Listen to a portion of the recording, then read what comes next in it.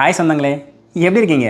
So ஒரு வாரத்துக்கு முன்னாடி திடீர்னு ஜெர்மனி வந்து டிரான்சிட் வீசா வந்து கேன்சல் பண்ணிட்டாங்க அப்படிங்கிற மாதிரி ஒரு நியூஸ் வந்து நம்ம பார்த்தோம். இந்த அனௌன்ஸ்மெண்ட்டில் ஒரு பிரச்சனை இருக்குது. அண்ட் இது என்ன பிரச்சனை, இது என்ன அனௌன்ஸ் பண்ணாங்க, எந்தெந்த விதத்திலலாம் இது வந்து யூஸ்ஃபுல்லாக இருக்கும், அண்ட் எந்தெந்த ரெஸ்ட்ரிக்ஷன்ஸ்லாம் இருக்குது அப்படின்னு இந்த வீடியோவில் ஃபுல்லாக பார்க்கலாம் வாங்க. ஆக்சுவலாக இது வரைக்கும் இந்தியாவிலேருந்து யூஎஸ்க்கோ இல்லை கனடாவுக்கோ வரும்போது நிறைய பேர்கிட்ட வந்து வேலிட் ஸ்டாம்பிங் வீசா இருக்கும். யூஎஸ் வீசாவோ இல்லை கெனடியன் வீசாவோ ஏதோ ஒரு வீசா இருக்கும். லுஃப்தான்சா வழியாக கொஞ்சம் சீப்பாக இருந்தால் அது வழியாக வரும். இது வந்து எல்லாரும் பண்ணுற விஷயம். ஆனால் 90% ஆஃப் த டைம் ரிட்டர்ன் போகும்போது, அதாவது யூஎஸ்லேருந்து இந்தியாவுக்கு போகும்போது லுஃப்தான்சா வழியாக இல்லை ஜெர்மனி வழியாக போக மாட்டாங்க. ஏன் அப்படின்னு பார்த்தீங்கன்னா, நீங்கள் ஜெர்மனிக்குள்ளே என்ட்ரு ஆகணும் அப்படின்னா உங்களுக்கு வந்து வேலிட் யூஎஸ் வீசா இருந்தால் மட்டும்தான் நீங்கள் வந்து ஜெர்மனி வழியாக டிரான்சிட்டே பண்ண முடியும். ஸோ இந்த மாதிரி சுச்சுவேஷன் தான் முதல்ல இருந்துச்சு. ஏன்னா முக்கால்வாசி பேர் வந்து I-94 வந்து எக்ஸ்டெண்ட் பண்ணியிருப்பாங்க. இந்தியாவுக்கு போயிட்டு வீசா ஸ்டாம்பிங் வாங்கினா தான் நமக்கு வந்து பாஸ்போர்ட்டில் ஸ்டாம்பிங் இருக்கும். அதனால் ரிட்டர்ன் போகும்போது முக்கால்வாசி மிடில் ஈஸ்ட் வழியாக, கத்தார் வழியாக இல்லை எமிரேட்ஸ் வழியாக தான் போவாங்க. இதுதான் வந்து நார்மல் தான் இருந்துச்சு. ஆனால் இப்போதைக்கு, அதாவது ஒரு வாரத்துக்கு முன்னாடி ஜெர்மன் சான்சலர் அவங்களும் இந்தியன் பிரைம் மினிஸ்டரும் மீட் பண்ணும்போது அதில் ஒரு பைலேட்டரல் டாக்ஸ் வந்து போயிட்டு இருக்கு. அதில் அவங்க என்ன பண்ணாங்கன்னா, இந்த மாதிரி வந்து ஏர்போர்ட் டிரான்சிட் வீசா இதை வந்து இந்தியன் நேஷனலுக்கு நாங்கள் வந்து கேன்சல் பண்ணுறோம் அப்படிங்கிற மாதிரி ஒரு பாயிண்ட் வந்து சொல்லியிருந்தாரு. இது வந்து ஒரு வெல்கமிங் நியூஸாக இங்கே யூஎஸ் அண்ட் கனடாவில் இருக்கிற இந்தியன் மக்களால் பார்க்கப்படுது. ஆக்சுவலாக இது டிரான்சிட் வீசானா என்ன அப்படின்னு பார்த்தீங்கன்னா, நீங்கள் வந்து ஒரு ஏர்போர்ட் வழியாக நீங்கள் வந்து இன்னொரு கண்ட்ரிக்கு போகிறீங்க அப்படின்னும் போது அந்த ஏர்போர்ட்டில் நீங்கள் வந்து தாராளமாக போயிட்டு எந்த ஒரு ப்ரையர் டாக்குமெண்டேஷனும் கொடுக்காம நீங்கள் வந்து அந்த ஏர்போர்ட் வழியாக டிரான்சிட் மட்டும் தான் ஆகுறீங்க. அதாவது நீங்கள் அங்கே போயிட்டு கனெக்டிங் ஃப்ளைட்டில் இன்னொரு ஃப்ளைட்டு போகிறீங்க அப்படிங்கிறது தான் இது வந்து டிரான்சிட் அப்படின்னு சொல்லுவாங்க. அண்ட் ஒரு சில கண்ட்ரிஸ் என்ன பண்ணுவாங்கன்னா, ரொம்ப ஸ்ட்ரிக்டாக இருப்பாங்க.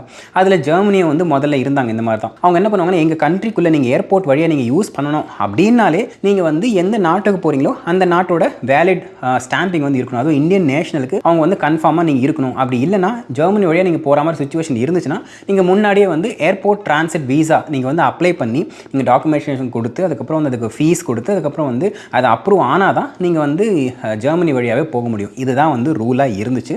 அண்ட் இதுதான் வந்து ஒரு டிரான்சிட் வீசா அப்படின்னு சொல்லுவாங்க. அண்ட் இது வந்து ஜெர்மனிக்கு ஒரு வாரத்துக்கு முன்னாடி வரைக்கும் ஆக்சுவலாக இருந்துச்சு. நீங்கள் வந்து ஜெர்மனி வழியாக நீங்கள் வந்து இந்தியன் நேஷனலாக இருந்து நீங்கள் யூஎஸ்லேருந்து இந்தியாவுக்கு போகணும் அப்படின்ற சுச்சுவேஷனில் நீங்கள் கன்ஃபார்மாக வீசா வந்து எடுத்தாகும். இது வந்து இருந்துச்சு. ஆனால் இப்போ அதை வந்து கேன்சல் பண்ணுறோம் அப்படிங்கிற மாதிரி சொல்லிட்டாங்க. பட் இதில் வந்து ஒரு சின்ன பிரச்சனை இருக்குது. அது என்ன பிரச்சனைன்னு பார்த்தீங்கன்னா, ஆக்சுவலாக இந்த மாதிரி நாங்கள் கேன்சல் பண்ண போகிறோம் அப்படின்னு அந்த இன்ஃபர்மேஷன் தான் அவங்க கொடுத்துருக்காங்களே தவிர ஆக்சுவலாக ஒன்றும் கேன்சல் பண்ணல. ஏன்னா அதுக்குன்னு ஒரு ப்ரொசீஜர் இருக்குது. அவங்க இந்த கவர்மெண்ட்டில் ஒரு சில செக்ஸ் அண்ட் பேலன்சஸ் பண்ணணும். பண்ணிவிட்டு ஆஃபீஷியலாக இந்த டேட்லேருந்து நாங்கள் வந்து ரத்து செய்கிறோம் அப்படின்னு சொன்னால் தான் அது வந்து ஆக்டிவாக வந்து இருக்கும். இது வரைக்கும் அந்த இன்ஃபர்மேஷன் மட்டும்தான் இருக்கே தவிர இன்னும் ஆக்சுவலாக அவங்க வந்து கேன்சல் பண்ணல. விச் மீன்ஸ் சார், இப்போ இந்த வீடியோ ரெக்கார்ட் பண்ணுற இந்த டைம் வரைக்கும் நீங்கள் வந்து ஹுரே அப்படின்னு சொல்லிட்டு நீங்கள் யூஎஸ்லேருந்து லுஃப்தான்சா வழியாக இல்லை ஜெர்மனியில் வேறு ஏதோ ஒரு ஏர்போர்ட் வழியாக நீங்கள் வந்து இந்தியாவுக்கு டிரான்சிட் நீங்கள் புக் பண்ணிங்கன்னா உங்களுக்கு கன்ஃபார்மாக வந்து அவங்க வீசா வந்து எதிர்பார்ப்பாங்க. யூஎஸ் ஸ்டாம்ப்டு வீசா இருக்கணும். அப்படி இல்லைனா அவங்க அலோவ் பண்ண மாட்டாங்க.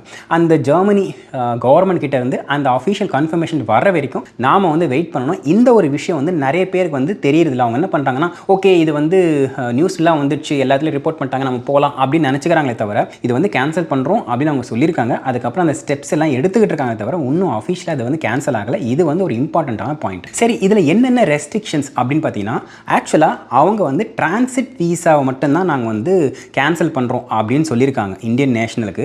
விச் மீன்ஸ் சார், ஒருவேளை நீங்கள் வந்து ஜெர்மனிக்குள்ளே நீங்கள் வந்து போகணும் அப்படின்னா ஸ்டில் இந்தியன் நேஷனல் வந்து தே ரிக்வயர் அ வீசா.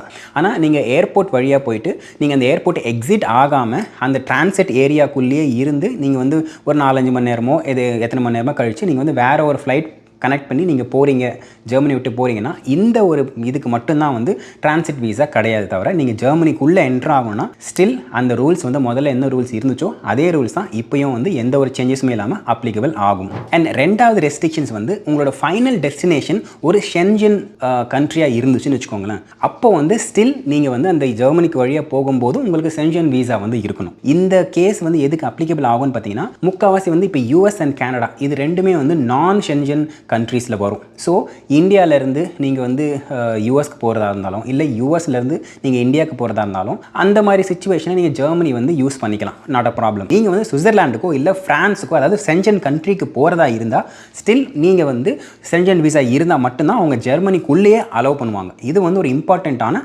எக்ஸப்ஷன் நோட் பண்ணிக்கணும். ஸோ இப்போதைக்கு இந்த ஒரு எக்ஸப்ஷன் தான் வந்து நிறைய நோட் பண்ண வேண்டிய விஷயமா இருக்குது. அண்ட் இதுக்கு முன்னாடிலாம் பார்த்தீங்கன்னா ரிட்டர்ன் போகிறவங்க முக்கால்வாசி வந்து ஆம்ஸ்டர்டாம் வழியாக போவாங்க, அப்படி இல்லைனா வந்து இஸ்தான்புல் வழியாக போவாங்க, யூரோப்பில் வந்து கனெக்ட் பண்ணி போகணும் அப்படின்னா. இப்போ வந்து ஜெர்மனி வந்து ஆட் ஆக போகுது. நிறைய ஏர்போர்ட்ஸ் அங்கே இருக்குது, ஃப்ராங்க்ஃபர்ட் இருக்குது, அந்த மாதிரி நிறைய வந்து நோட்டபிளான ஏர்போர்ட்ஸ் இருக்குது. அது வழியாக வந்து போகும்போது முதல்ல வந்து தோஹா அண்ட் எமிரேட்ஸ் இது வழியாக தான் போவாங்க, ஒரு பாப்புலர் ஹப்பாக இருந்துச்சு.